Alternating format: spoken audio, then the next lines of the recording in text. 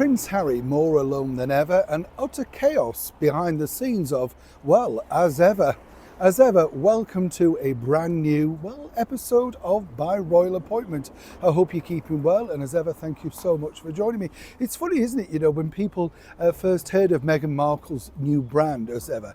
I know lots of the chums here on the channel pointed out, Neil, you often say that, and I'd never thought of that until you'd said it. You see, you're observant on this channel. That's right, the educated, I can see that, absolutely.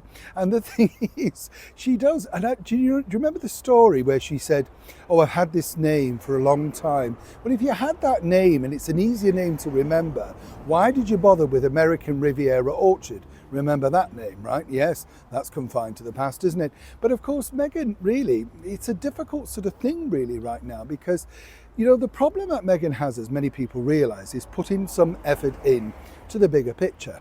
And the bigger picture, as we now know, is called work. And work basically means that you need to push your brand, work hard, do things, and make sure that the audience, the buyers, the sellers, whatever you want to call them, they are the people that you're working towards.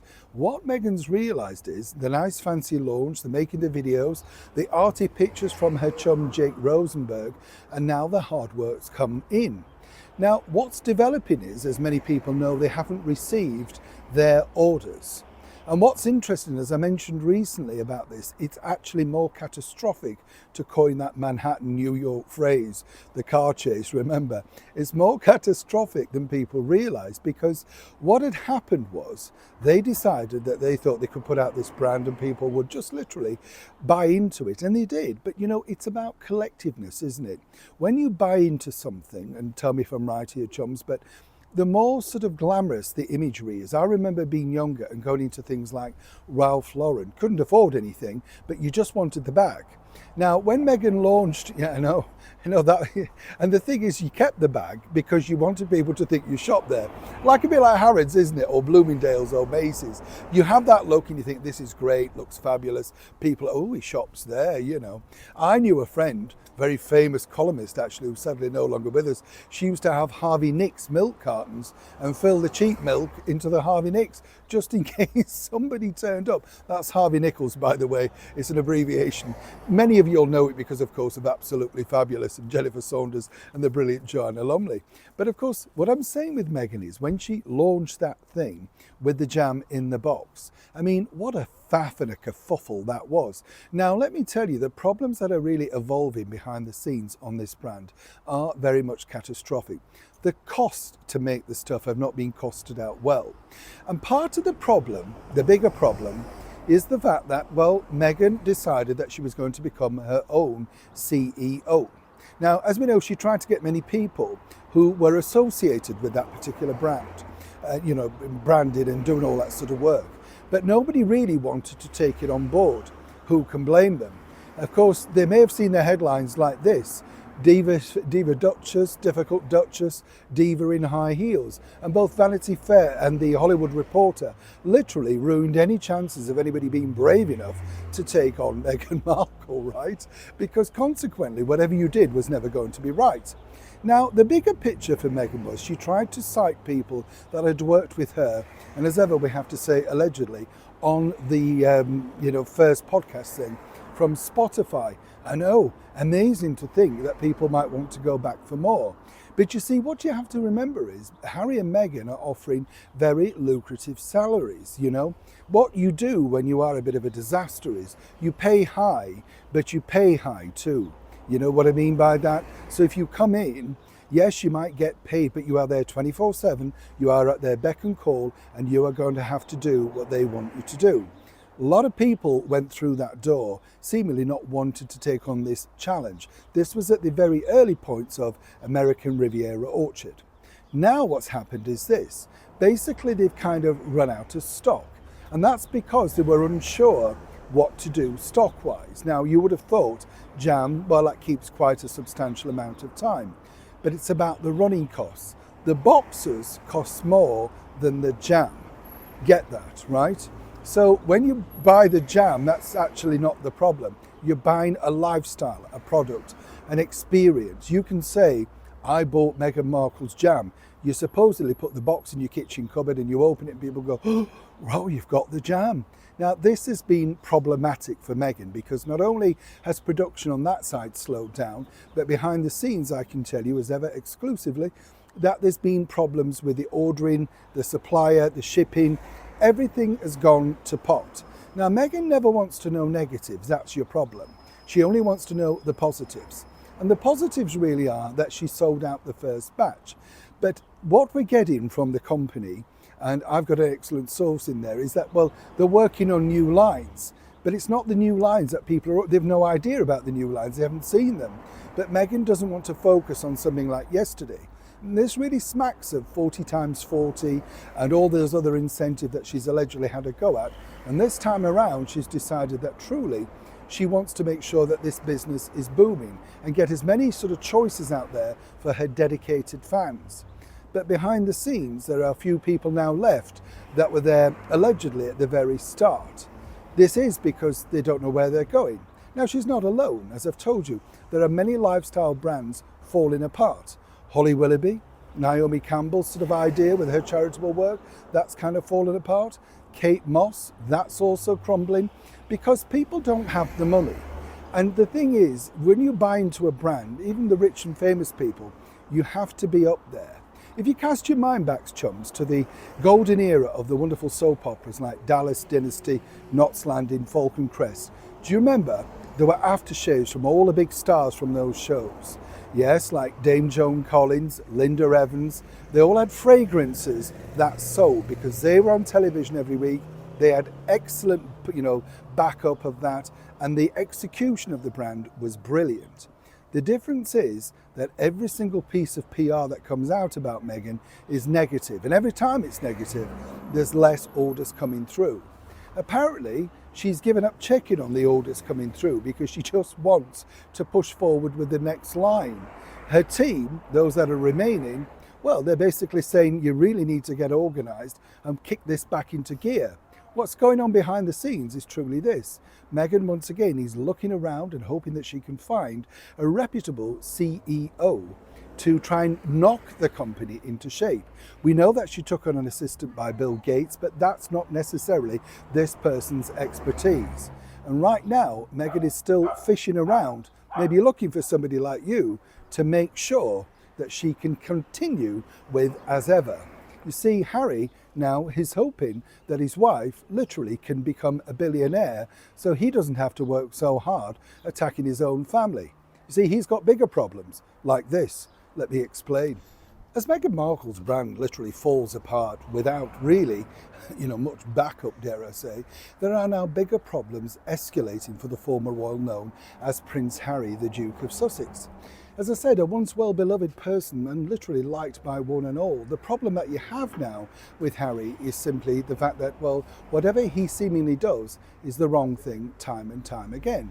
And the bigger issue that you have with him is, well, quite frankly, he literally runs into mistakes, Do you remember the Time magazine thing where that guy, I think the chef said, Harry and Meghan run towards danger? Well, he's literally ran towards danger when he lost that big security court case over here in London last month. He literally could not believe it. Even in the final few days where they were saying to him, we may be better off closing this down and perhaps sort of getting a flat out sort of conversation. Harry truly believed that pushing forward, the likes of the current British Home Secretary, Yvette Cooper, and of course the Chief of Police at the Metropolitan Police in London may have a heart and see exactly the dangers that he was in. Now it got worse because the BBC have now literally had to come out and apologise for the fact that they were not simply impartial in dealing with the former royal. Now, as I told you in a previous interview, what really kind of angered, as one can imagine, the British monarchy was the fact that they were given no warning about this interview. Now, here's where it's interesting, because you might say, well, they didn't warn them when they were doing the Oprah Winfrey interview. This is totally different. This is the British Broadcasting Corporation. They had a conversation set up with Harry for 5 days in advance, allegedly, but 5 days in advance, right? So they had plenty of time because they knew that Harry may or may not sit down with them. Originally, this was going to be just a 10-minute chat, which elevated into around about 25 minutes. They could have gone on longer, but they decided that they had enough. And more importantly, what they thought was we could actually now get this material out for our 6 p.m. news. And as I said, the problem that you had was that by putting it out early like that, you don't give the royals a chance to either respond good or bad. They said they had no idea exactly the sort of conversation that Harry was going to reveal. You know, the things about the establishment wanting him finished and, you know, history repeating itself. And more damaging, of course, the outlandish claims towards his father, His Majesty the King, King Charles, about basically, you know, all along the line, according to Harry, this could have been resolved if his father had got involved. And that's actually not true. This was a law problem. It's nothing to do with His Majesty the King. He cannot decide what can happen with security. The thing that he can decide, and what he'd offered time and time again, was simply this, that he offered Harry and Meghan the opportunity to stay within inside palace walls. And the moment that they arrived in the United Kingdom, they would be met with Royal Protection Officers and the British Metropolitan Police. But Harry and Meghan allegedly don't want that. They're more concerned about their life over in the United States of America, in California. So they need this particular security time and time again for that. You see how this works. Now, the problem that you have with the BBC, and this is the bigger issue, is the fact that the BBC, as you can imagine, is problematic, particularly with the royals. This is because, of course, you look back at a situation like the late and beautiful Princess Diana and Martin Bashir. That didn't go out well. And on top of all of that, a recent interview, a couple of years back now, with, of course, the Duke of York, Prince Andrew, and many people suggest the rather disingenuous Emily Maitlis for Newsnight. That didn't pan out well either. So naturally, the BBC were, in some respects, very keen to curry favour back with the royals. They lost, of course, the very successful to ITV Carols at Christmas, fronted by Catherine, the Princess of Wales. And they were hoping to get, His Majesty the King back on board, say, for a documentary. But he's gone to a streaming giant for that. So maybe they figured, well, we've got nothing to lose. Let's go with Prince Harry. But how did this pan out back at the palace? Very badly indeed. Now, according to a source, lots of people tell me that Prince Harry could not believe the backlash that he's received. And you will note of late that recently he's decided to make a huge donation to, well, £10,000, it's no small change, but to a charity back in Nottingham, in Nottinghamshire, in the United Kingdom. Now, why has he done that? Many people are suggesting that he's trying to buy himself out of negative PR. And more importantly, not just negative PR, but actually PR so that he looks not as bad, given the fact that the Centre Barley charity, which of course Dr. Sophie Chanduka has literally come out with incredibly damaging headlines, has affected his popularity. Both he and Meghan are now down at an all-time low in the popularity stakes. You get the picture. Moving forward, what you now have is that Harry and the King literally have no communication whatsoever and haven't had in months. According to a source, though, Harry was encouraged not just by his wife, the former cable TV actress Meghan Markle, to push ahead with this interview, but they basically figured that this, in fact, Harry putting out a plea to say how he's worried about his father and how ill he may be because we don't really know how ill he is. They were hoping to force that issue out. So His Majesty may have to come out and say, I've got this, or this is the situation I'm in. Ridiculous, but that's allegedly what was going on behind the scenes. Now, Meghan, of course, directed entirely that particular chat. She was steaming by the fact that she's now not got the security that she figured was going to come her way. After all, she's married to a British prince. And if you remember with the Oprah Winfrey chat, she said, I'm not bothered about security for me. I'm just concerned about security for my husband and my children. Well, we know that's really not the case because when Meghan rocked up to New York to see Gypsy the musical, she turned up with, well, quite a large amount of people there to make sure that she's secure. You get the picture. So now for Harry, what he's looking at, literally, is a huge problem behind the scenes regarding the BBC, because not only are they now very frightened to continue to have any association with him, given they feel the backlash they will encounter from the British monarchy, but actually now the British monarchy are going to give the BBC something of a wide berth. And with scandals like Martin Bashir and, of course, recently Hugh Edwards, they need all the goodwill on their sides, particularly from the British public, who they expect to fund this organisation.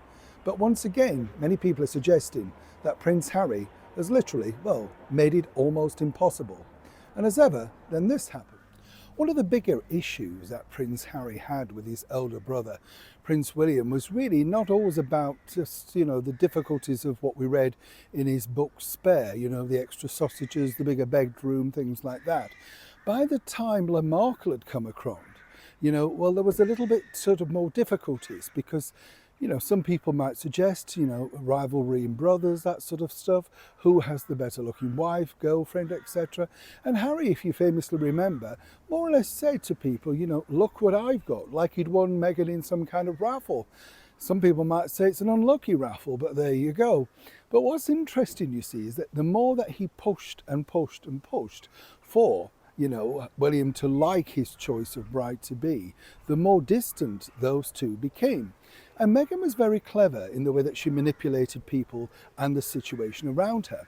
You see, very quickly she felt, and made it very well known to people, that she felt that, she was being treated as not good enough for them. Not necessarily that was later to come in the racist way, of course, that was perpetuated about, the alleged colour of her firstborn skin, etc. No, it was kind of like, she was an actress, that type of thing, And the bigger issue beyond that really was the fact that, what had happened was that William had asked Harry to slow down. Meghan had got wind of this and wasn't happy. So the only way to control Harry at this point was to make out that people were very, very cruel to her. And she did this in many different ways. You see, she couldn't do it with somebody like, say, Her Majesty the Queen. That would come later, in that now infamous, rude and, incredibly unkind curtsy for the world to see, which never happened. Everybody knows associated with that truly never happened. But again, Harry sat there looking impassive, slightly embarrassed, but not enough to say to his wife, or indeed the editor, Liz Garbus, you need to take this out. This is very, very disrespectful. Apparently Meghan said, no, this will show the fact that I've got a great sense of humour. Right. And of course, this is how she wanted to transmit that particular sense of humour. But Meghan never wanted to be told what to do. She didn't want to be wearing, say, gloves or tights or flesh-coloured sort of nail polish, She thought Catherine was incredibly boring. And this is because she felt, that she had a lot more glamour, the Hollywood glitz that she liked to perpetuate. And remember, her marketing team, which she was still employing right through this particular period. They were pushing this narrative that Meghan was a Hollywood star. The closest really that she got would be Toronto, in, of course, that wonderful place of Canada, but that's certainly a long way from Hollywood. Meghan was nothing but a B-list actress at best. She knew it, but of course, Harry pushing away, he felt that she should have this sort of, higher respect. And if you cast your mind back to certain things, you can understand exactly how emasculated Harry had become by this particular point. You see, take the christening of Prince Louis. Now, when you think Prince Louis, a wonderful royal occasion, and everybody remembers it, I remember covering it, of course, and we were told exactly what certain people would be wearing, and Catherine and William had opted for the ladies, at least, for very neutral pastel colours, not attention-grabbing scenes. This is the third child after all. And, everybody was very well aware what this was going to look like, until, of course, the arrival of Meghan Markle. Now, apparently, she said to Harry, nobody had ever spoken to her about the dress code, which is a lie because Harry's tie was in line with the dress code. You get the picture. But you see, the other side of the coin is that Meghan didn't want to take any orders at this point from William. She couldn't really abide him because she wasn't now getting her own way. She couldn't break through to him, and she tried every single thing. Mental health issues, talking about his late mother. She'd literally tried every conceivable way of trying to get Prince William to at least acknowledge her presence. He wasn't particularly bothered simply because he knew that she was going to be trouble. He sensed it, He has, if you like, the Queen's innate ability to, let's wait and see how this pans out. Harry, blithering on, went in headstrong. Nobody mentioned this to Meghan, of course, and the idea really was that she would then stand out in all of the pictures. Everybody inside the family found it incredibly disrespectful. But they knew that if they, well, pushed ahead and said, well, we asked you to wear this, she will cry wolf, run off and say, look, they're picking on me again. Nobody spoke to them. Well, the thing is, the reason why nobody spoke to Meghan was because time and time again, she hid away, first in Kensington Palace, and then, of course, out in the grounds of Windsor. She didn't want confrontation with these people because the best and little they saw of her, seemingly because she was, well, not feeling her best while pregnant with Archie, if you remember. Well, the thing is, you see, they never really saw her, like I mentioned the other day on a video. Nobody saw that scan, which is an odd thing. You would have thought you would have wanted to share that with people, so why didn't you? It's an odd scan to say the least, right? So if you wonder why William literally can't stand Meghan Markle, well, it's all there, and it hasn't stopped even to this day. You see, look at this gorgeous picture of Prince Louis, his recent birthday portrait, and I just love the fact that he reminded me a little bit of me.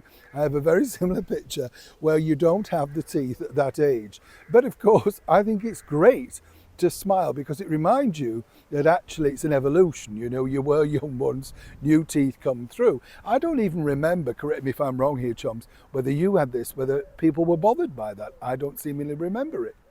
What I do remember, though, is the photographer taking the picture and me sort of thinking, right, he wants me to smile. I've got no teeth. I remember that. And that really was the gorgeous look that Prince Louis gave us. I mean, it was a wonderful picture. And, again, went around the world.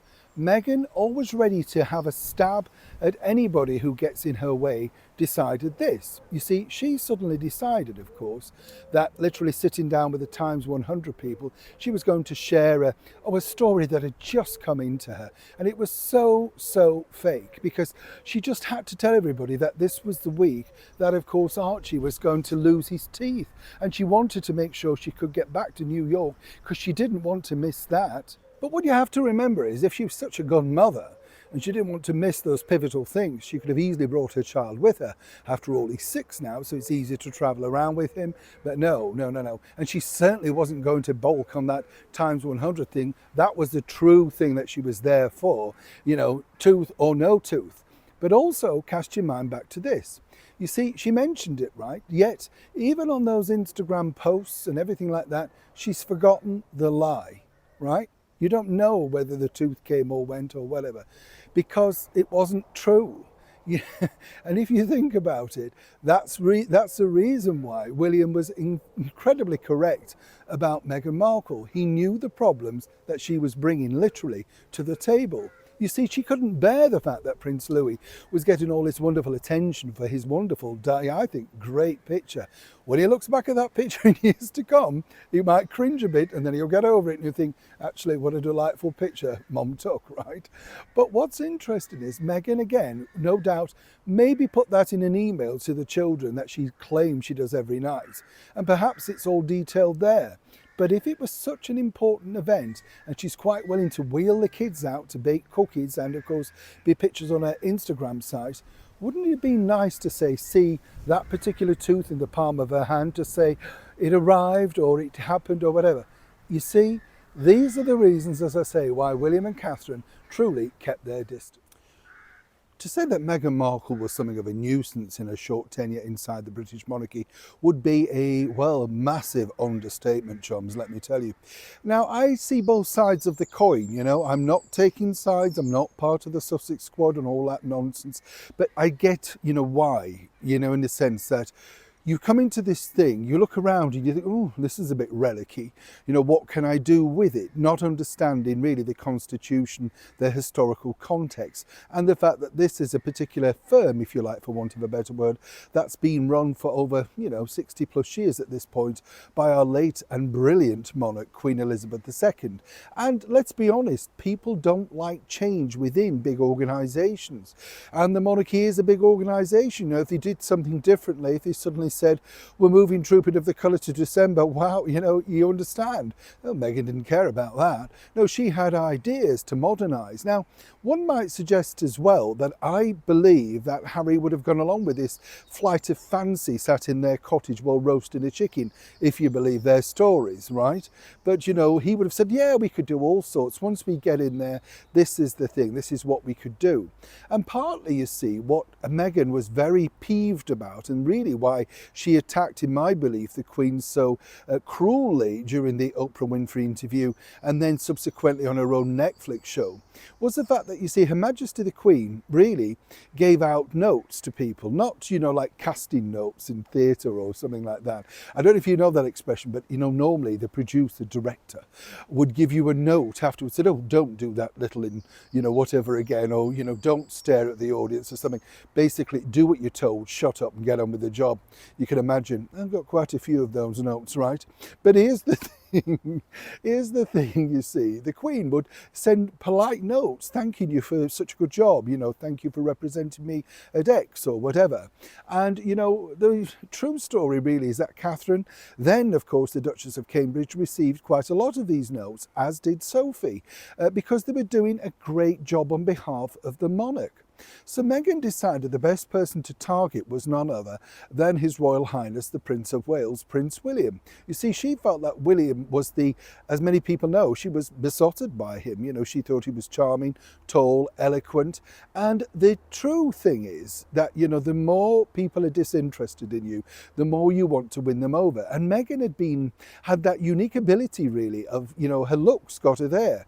Now, people might say, but she is a pretty girl and was a pretty girl, and I can understand how people were beguiled by her. Remember, I met her and I understood that, she was very sort of charming, fakely feminine, but you get the picture, the other side, as we know, all thanks to the Hollywood Reporter.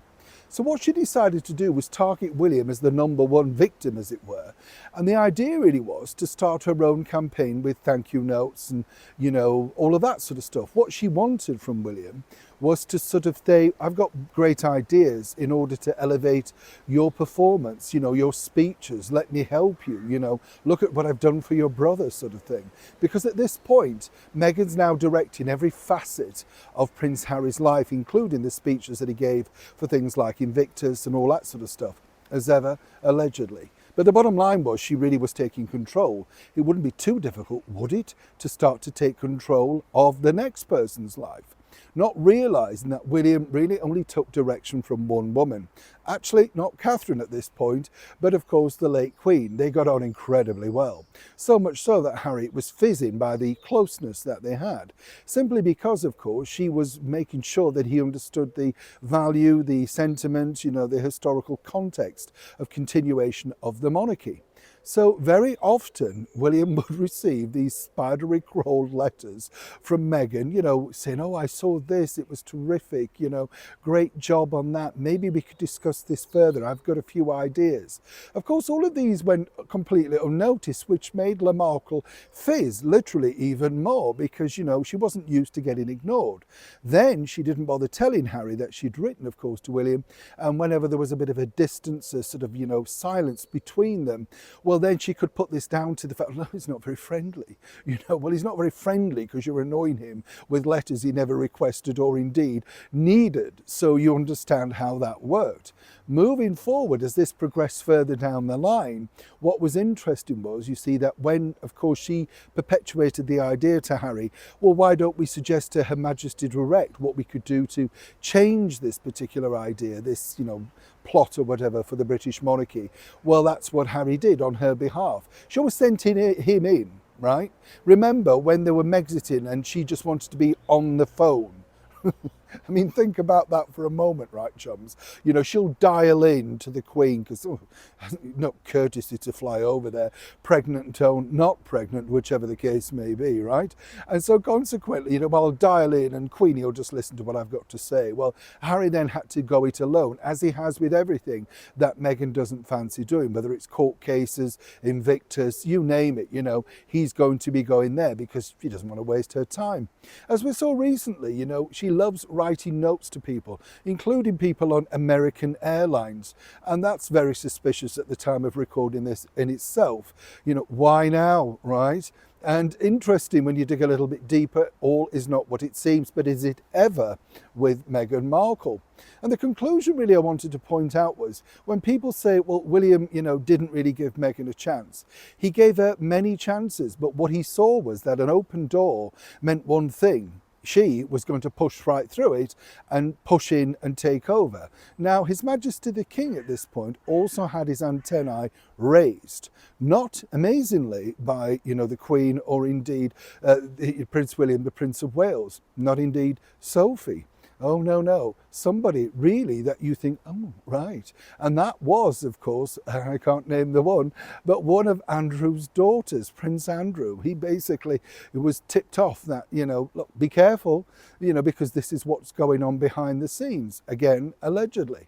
And so for Meghan, in her time inside the monarchy, what she tried to do was push through, get it through one way or another, whether she could become friends with William, whether she could control it from afar. And he simply wasn't having it.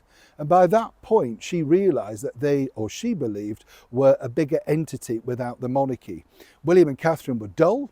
The Queen wouldn't live forever. And sadly, His Royal Highness, the Duke of Edinburgh, had now passed. It was time to make that big decision, if you like, the big sort of we can strike out alone.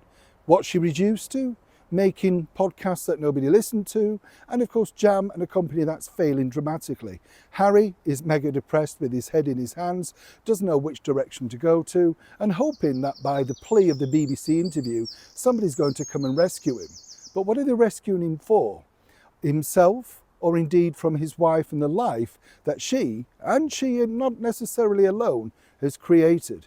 Either way, the rescue cape and the Superman hero costume remains locked away in the mind of Prince William. He's going nowhere. News. As ever, thank you for joining me for this episode of By Royal Appointment. And if you can, chums, please like and share. A lot of people ask me, also, why do I not put, pictures of the royals and stuff at the side? Truly, I do this for you, and I sometimes think we see enough of those pictures. If I've been out and about filming a nice river or a gentle flower arrangement or something, I just want to share those with you. I think it's more relaxing, and hopefully, you get a different view of the United Kingdom. Either way, as I say, thank you for taking the time out to watch By Royal Appointment. Neil Sean, Kensington, London.